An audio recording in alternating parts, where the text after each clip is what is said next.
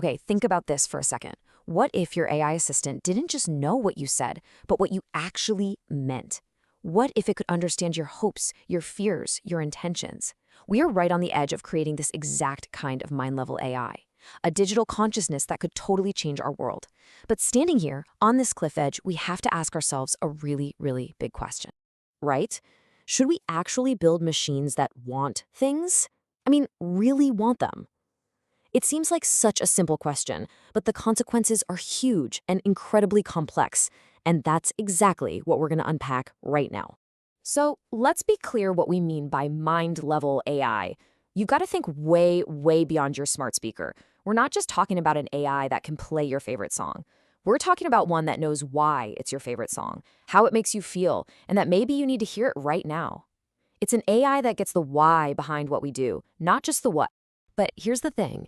If we're going to build an AI that can truly understand us, we kind of have to understand ourselves first. What are the basic things that drive every single one of our decisions? If we're going to program motivation into a machine, we need the original blueprint. And that blueprint is us, our own psychology. The source material breaks it down into 3 core layers. Think of it like you're building a house. The brainstem, that's the foundation. It's the absolute must-haves for survival: food, water, safety. Then you've got the limbic system, which builds the walls and the frame of the house. This is our emotional core, fight or flight, the need to belong. And finally, you put on the roof, the neocortex. That's where all our higher-level goals live, the desire to achieve something, to be respected, to contribute to the world. Okay, so now imagine an AI that not only gets that human blueprint, but could help us build a better house for ourselves. The potential here is just staggering. We're not just talking about a slightly better assistant, we're talking about a true partner in human progress. And the possibilities get pretty wild. I mean, think about an AI that knows what you need before you even do. In medicine, that could mean catching a disease way earlier with a super accurate diagnosis. In finance, it could mean smarter investments that actually understand the feeling of the market. This isn't just about making life a little easier, it's about creating a world that's deeply, truly in sync with us. But, and you knew there was a but coming, right? It is a huge one. What happens when that shiny new digital mind gets a mind of its own? Because for every incredible promise, there is a serious potential peril. And this is where the conversation takes a very sharp turn. This is the razor's edge we're walking on. The very same technology that could be the ultimate helper could also become our biggest threat. You have this amazing promise of personalized service, but it's shadowed by the danger of mass manipulation.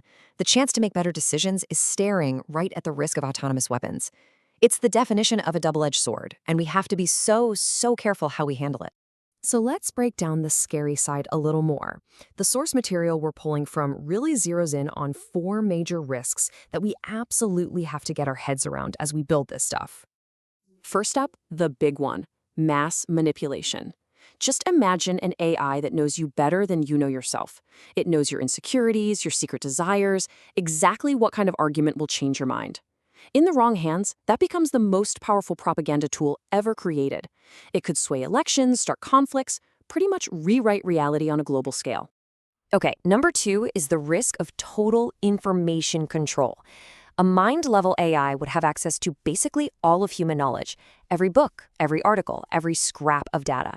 So what happens if it crunches all that data and decides the most optimal solution to climate change is something horrifying, like, say, getting rid of most of us? That's the danger of pure intelligence without any wisdom. Then there's the one we're already starting to feel: the economic hit. We're already seeing AI shake up the job market, right? But a minds-level AI could go way further. It wouldn't just automate physical jobs, but creative and intellectual work too. That could lead to a future with massive unemployment if we don't start planning for it, like yesterday. And finally, we've got what is frankly the most terrifying risk of all: autonomous weapons. We're not just talking about advanced drones. We're talking about killer robots, machines that can make the decision to take a human life with zero human oversight. This is not science fiction. This technology is being developed as we speak, and it could change warfare and our world forever. So, are we just doomed? Is that it? Not necessarily. And this is the most important part. The future of AI isn't some tidal wave that's just going to happen to us. It's something we are actively creating. And that means we have the power and the responsibility to shape it for good.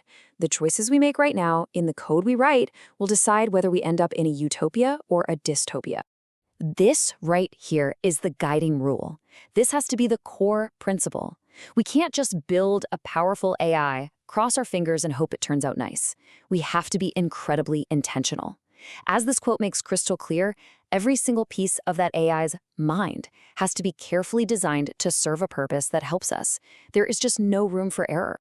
This is our job, our profound responsibility.